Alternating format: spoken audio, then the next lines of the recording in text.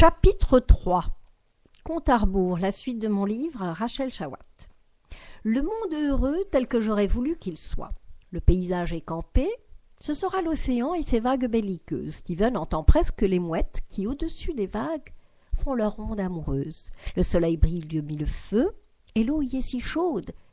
Les deux bambins qui se trempent dans la mer bleu azur éclatent de rire. La petite fille apparaît si menue, si fragile, son sourire est radieux. Petit garçon blond s'ébat au gré des vagues, somme toute puissante. Tous deux rient de bon cœur, c'est le bonheur. Reste à choisir de les nommer, ces deux petits héros. Pour la petite de choisir Ruby, pour se souvenir à jamais qu'elle est un bijou, un cadeau de la création, et pour le petit Yoni. Cela lui va si bien, une seule syllabe, pour indiquer la vivacité de son esprit. Ruby est toute brune, ses cheveux de jeu vous invitent au voyage de fée, et Yoni tout blond, comme un champ de maïs qui fléchit sous les vents dans la campagne du Nord. Ce qui les caractérise plus que tout, c'est cette étincelle de vie qui fait briller leurs yeux. Ils sont si jeunes et pourtant si amoureux. Leurs mains se croisent et s'entrelacent avec tant de douceur. Ils jouent paisiblement et profitent de l'eau, du temps. Leur petit univers est ce château de sable. Ils sculptent et resculptent sans fin au bord de ces vagues qui s'échouent, elles aussi sans fin. Le jeu semble amusant. On saute, on danse, on rit. Tout ici est la vie. Pas un parent, pas une âme à l'horizon. Eux deux et leur amour qui les scinde. Ils ont l'air d'enfants, mais en fait, ils ont bientôt 40 ans. Ce pays si particulier ne laisse pas le temps creuser son sillage. Tout est paisible. Ici, on est adulte, mais on a un seul droit, celui de vivre à l'âge qui convient. Et pour nos protagonistes, il semble que 10 ans soit celui qu'ils ont choisi et qui leur va au mieux. Ils ont sans doute souhaité garder l'innocence de ces vertes années. Ils ont choisi de vivre ce qui leur rapproche, à savoir l'amour, le jeu, la jeunesse éternelle. Quelle belle insouciance! Le paysage dressé, vous avez fait connaissance avec ces deux petits héros, mais vous êtes loin de deviner ce qu'ils vont nous faire vivre. Ne perdons jamais de vue qu'ils n'ont que 10 ans, car en vérité, voilà longtemps qu'ils ont occulté leur nombre exact d'années. En fait, ils approchent doucettement des 40 ans, mais ici, inutile de compter. À cet instant, le bruit sourd d'une machine retentit. L'infirmière, depuis l'interstice de la chambre stérile, de l'ancien « Monsieur Pattison, déposez votre ordinateur, nous devons vous transfuser. » Docilement, Steven quitte ses héros pour recevoir ces plaquettes si nécessaires à sa survie, mais son esprit vagabonde. Mais qu'adviendra-t-il de Ruby et de Yoni? Chapitre 4. Steven est apaisé. Ses nombreux globules rouges et blancs coulent à flot dans ses veines. Il se sent renaître tout à coup, revigoré, prêt à redécouvrir ses nouveaux amis. Penché en direction de la table de nuit, il se saisit de son bel écrin, irremplaçable, et avec sa dextérité habituelle, en déballe l'inestimable bien qui le guide à nouveau vers Ruby et Yoni. Il entreaperçoit Ruby, toute dorée, allongée sur le sable, qui semble à bonne température, assez chaud pour s'y détendre en toute quiétude. L'air marin est vivifiant, tandis que Yoni, debout, pêche tranquillement. Cela flaire si bon le poisson bien dodu. Ruby s'explique de sa voix enfantine, comme on chanterait une berceuse, et débute son récit. Pour l'heure, la question se doit d'être développée à deux. Il est certain qu'ils obtiendront réponse à toutes leurs interrogations.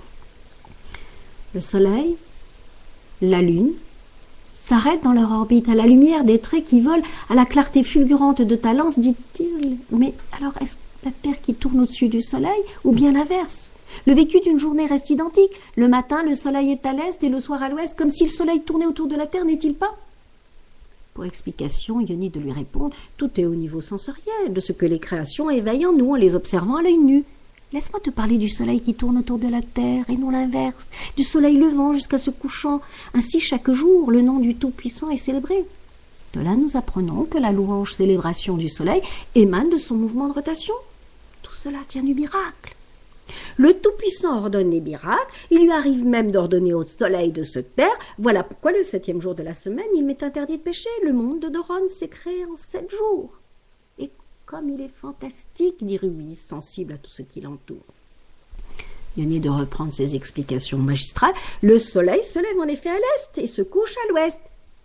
Mais il a aussi un autre mouvement qui le fait aller dans le sens inverse et qui est à la cause de ce qu'en hiver, le soleil se lève à l'ouest, à l'est-sud, alors qu'en été, il se lève à l'est-nord.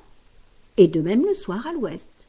Si l'on captait par exemple le soleil à midi tous les jours d'une année en superposant les clichés, on obtiendrait 8 couchers. Car en effet, comme la Terre tourne autour du soleil en éclipse, et pas en ellipse et pas en rond exact, quand la Terre s'éloigne du soleil, ce dernier a l'air de reculer.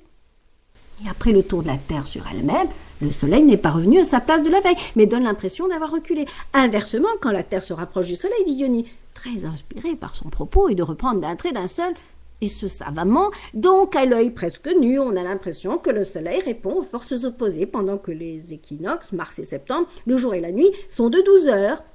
Et le tour de la Terre sur elle-même et le retour du soleil, au même point, sont aussi égaux.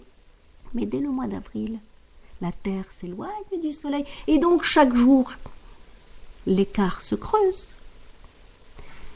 Ainsi, tu as même de saisir ceci, que le soleil symbolise le conflit entre les forces contraires, où tantôt l'un a le dessus, tantôt l'autre, une force naturelle, et une autre imposée, comme une partie de bras de fer. L'homme est en permanence dans cette position, son corps le tire vers le bas, alors que son âme l'aspire vers le haut. Rubis de l'interrompre. Celui qui est blessé et qui ne répondra pas par le mal, rayonnera comme le soleil dans sa gloire. Est-ce bien cela ton propos, Ioni? Est-ce à dire que le soleil, quand il devient rouge, serait honteux? En effet, douce Rubis, dit Ioni, le soleil est prévu pour éclairer toute la face du monde. Chacun à Doron en apprécie sa chaleur, son éclairage, ainsi tous les bienfaits qu'il procure. Sais-tu pourquoi? Car dans notre Doron, ma belle amie, notre contrée extraordinaire, en tant qu'il sort de l'ordinaire, toutes les douces paroles alimentent les rayons du soleil. Et pourquoi la lune existe-t-elle dans ce cas? Interrogea Rubis. Ioni de lui répondre, la lune est là pour marquer les temps, quand le soleil connaît le terme de sa course. La lune est le symbole du renouveau. C'est cette capacité propre aux résidents de Doron de repartir de zéro, celle du repentir si d'aventure nous disons du mal. Contrairement au soleil, qui connaît le terme de sa course, qui est la constante même, la lune disparaît car cachée par la terre pour réapprendre puis grossir jusqu'au maximum pour diminuer à nouveau et disparaître. Et chaque mois, elle change d'axe et donc de parcours. Veux-tu dire que la lune n'a pas de lumière personnelle, mais elle nous renvoie la lumière du soleil? Serait-ce pour rappeler à ceux qui disent des paroles amères que l'heure est venue de se repentir un cadeau du Tout-Puissant, dit Rubis. J'ajouterai ceci, ma beauté. Tu crois à la lune et au soleil, car ces astres nous éclairent. Cependant, la lune, tu ne l'aperçois pas le jour. Pour autant, tu y crois bien.